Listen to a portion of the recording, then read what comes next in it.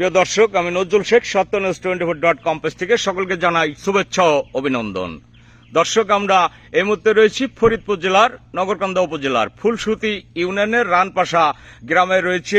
আপনারা দেখছেন এখানে এক মুরব্বী কিন্তু হালকা পাতলা কিছু পণ্য নিয়ে বসে আছে রাস্তার সাইডে। আপনারা দেখছেন উনি কি জন্য এত কটা পণ্য নিয়ে এখানে বসে রয়েছে, আমরা একটু জানার চেষ্টা করি। দর্শক, মুরব্বী, এই যে এই সামান্য কিছু পণ্য নিয়ে বসে আছেন, এটাই কি আপনার জীবন চলে? না, তো আপনি আগে কি করতেন? আগে মাছ বেচতাম। মাছ বিক্রি করতেন।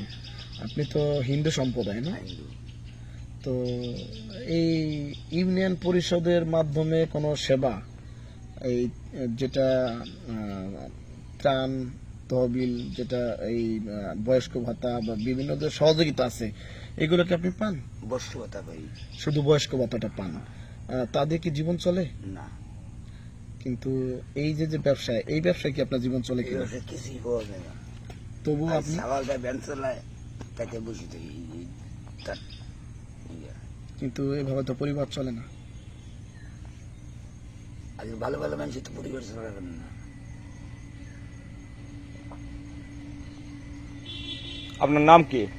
আমার নাম গোবিন্দ মালক। গোবিন্দ মালক।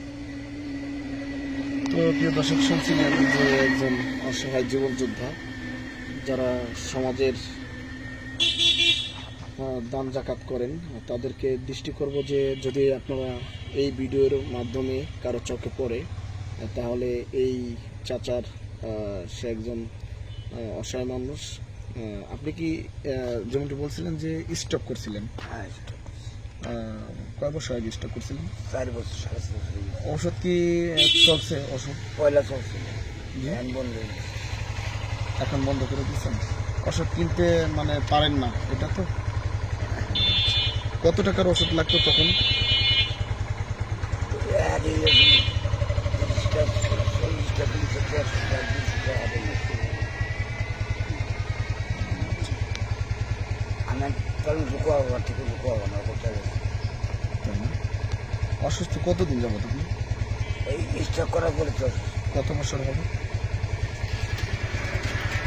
4.5 বছর। 4.5 বছর। 4.5 বছর।